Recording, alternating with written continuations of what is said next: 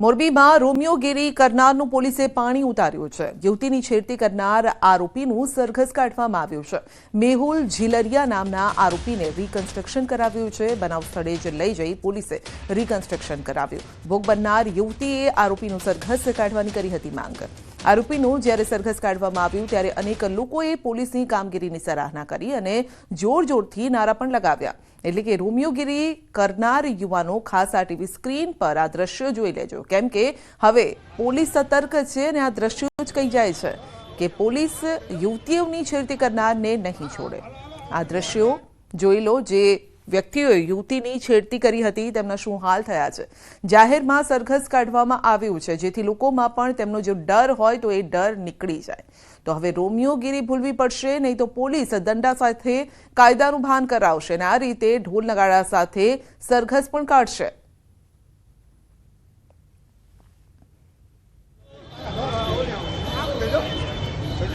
તો મોરબીના દ્રશ્યો છે જ્યાં જાહેર માર્ગ પર આ રોમિયોની શાન ઠેકાણે આવી ગઈ છે।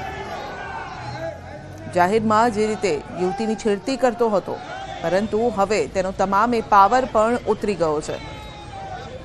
મોરબીના બજારમાંથી તેનું સરઘસ કાઢવામાં આવ્યું હતું જેથી અન્ય યુવતીઓ પણ જો આ યુવાનથી ડરતી હોય તો એ ડર ભાગી જાય, તેમને પણ એક હિંમત આવે કે તેઓ પણ જો આ પ્રકારની ફરિયાદ કરશે તો આરોપીઓ સામે આ પ્રકારનું એક્શન લેવાઈ શકે છે।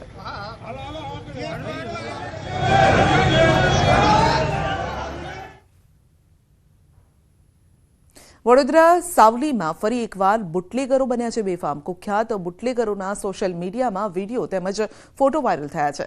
સાવલીમાં બુટલેગરનો જાહેરમાં ઘાતક હથિયાર વડે કેક કાપતો વિડીયો વાયરલ થયો। લિસ્ટેડ બુટલેગરનો ખંજર વડે કેક કાપતો વિડીયો વાયરલ થયો છે। માથાભારે બુટલેગર મુન્ના જયસ્વાલે જાહેરમાં ખંજર વડે દારૂની બોટલની થીમવાળી કેક કાપી હતી।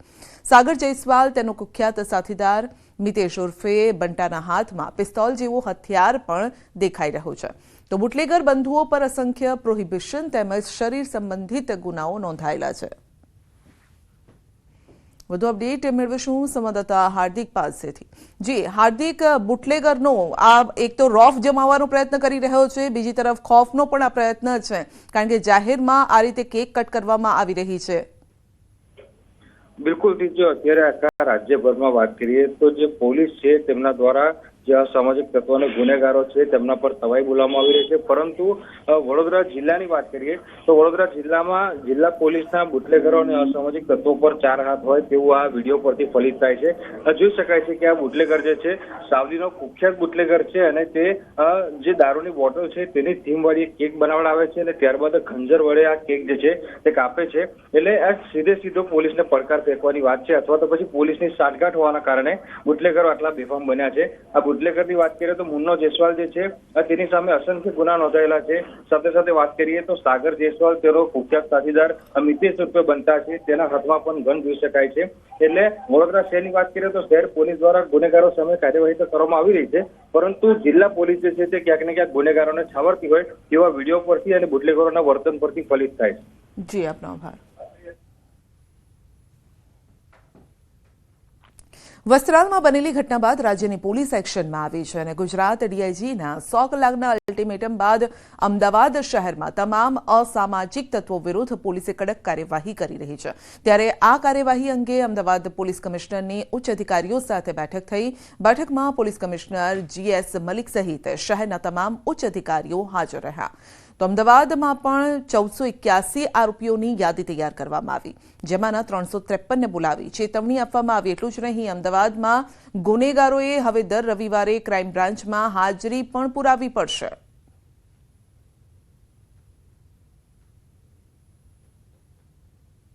બ્રાન્ચ में कुल 353 गुनेगारों ने અહીંયા बुलाया।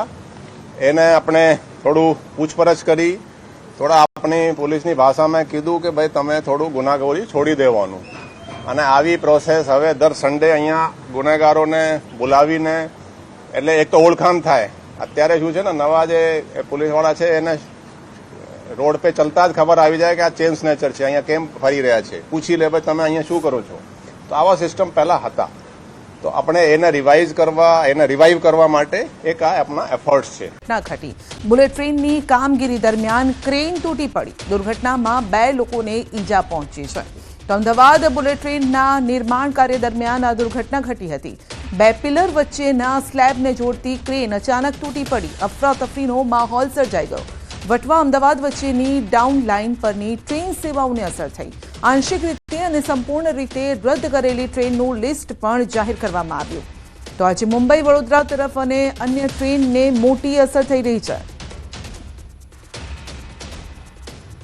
તો બુલેટ ટ્રેનની કામગીરી દરમિયાન આ દુર્ઘટના ઘટી હતી અને આપ જોઈ શકો છો જો કે મોટી જાનહાનિ ટળી છે, પરંતુ ટ્રેનને જરૂર અહીં અસર પહોંચી રહી છે. ટ્રેન વ્યવહારને અસર પહોંચી છે. બુલેટ ટ્રેનની કામગીરી દરમિયાન આ દુર્ઘટના સર્જાઈ. તો મુંબઈ વડોદરા તરફ જે પણ ટ્રેન જઈ રહી છે તેને અસર પહોંચી છે. भर तो समय लगेगा इसको, दिन भर समय लगेगा. अच्छा, तो वो क्रेन है वो कैसे निकालेंगे? टेक्निकली मुझे समझाइए ना कि किस तरीके से हम लोग क्या प्लानिंग कर रहे हैं अभी. ये अभी तो आरक्षण हो रहा है मैडम. आरक्षण होने के बाद में इसके बाद हम सीलिंग लगाएगा. सीलिंग लगाने के बाद उसमें हुक जो है ना, हुक फंसाने के बाद में इसको उठाया जाएगा. उठा करके या तो उस साइड के नहीं तो ये साइड करेगा. अच्छा, रेल का कुछ हिस्सा वो भी प्रभावित हुआ है? हाँ हुआ है. अच्छा, कितने लोग इजाग्रस्त हुए इसमें? इतने आदमी तो कुछ ऐसा कुछ नहीं हुआ है. हाँ, रात को 2 लोग इजाग्रस्त होने के बाद चल रही है. नहीं वैसा बात नहीं. थोड़ा बहुत देखिए, थोड़ा बहुत किसी को भी चोट लग सकता है, लेकिन उतना कुछ खास नहीं. सामान्य ईजा तो हुई हुई. हाँ, अपना सामान थोड़ा टूटा हुआ है, बर्बाद हुआ है, लेकिन वैसा चोट अच्छा, थोड़ी सी ईजा हुई है 2 लोगों को, ऐसी कुछ बात निकाल के नहीं. ये तो નહીં ના. અમદાવાદ મુંબઈ બુલેટ ટ્રેન નિર્માણ કાર્ય દરમિયાન જે કામગીરી થઈ રહી હતી તેમાં વટવામાં આ નિર્માણ કાર્ય દરમિયાન દુર્ઘટના સર્જાઈ છે.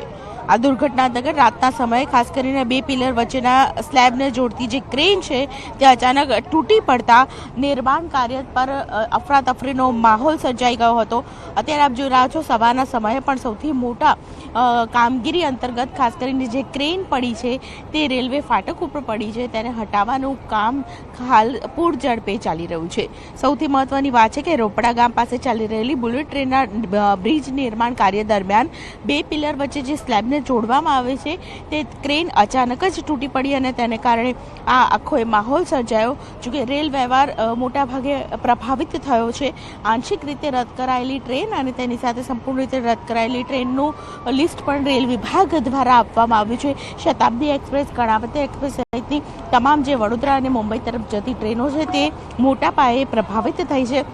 અત્યારે આપ જુઓ છો સ્થળ ઉપર જ વટવા પાસે ખાસ કરીને જે ક્રેન તૂટી પડી છે તેને હટાવવા માટે ખાસ કરીને કામગીરી ચાલી રહી છે. આ ક્રેન કેવી રીતે હટાવવામાં આવશે, લગભગ 1 થી 2 કલાક જેટલો સમય લાગે તેવું પણ અહીં અનુમાન લગાવવામાં આવી રહ્યું છે. 1 થી 2 કલાકના સમય બાદ ખાસ કરીને આ જે ક્રેન છે તેને હટાવવામાં આવશે. ત્યારબાદ ખાસ કરીને જે ફાટક છે તેને અસર થઈ છે તો તેને પણ રેલવે ફાટકને પણ તેની પણ મરમ્મત કરવામાં આવશે. સ્થળ ઉપર આપ જોઈ રહ્યા છો પોલીસ અધિકારીનો કાફલો પણ અહીં પહોંચી ચૂક્યો છે. સાથે જે મેટ્રો બુલેટ ટ્રેનના જે તમામ કર્મચારીઓ છે તે પણ અધિકારીઓ સહિત સ્થળ પર હાલ જોવા મળી રહ્યા છે.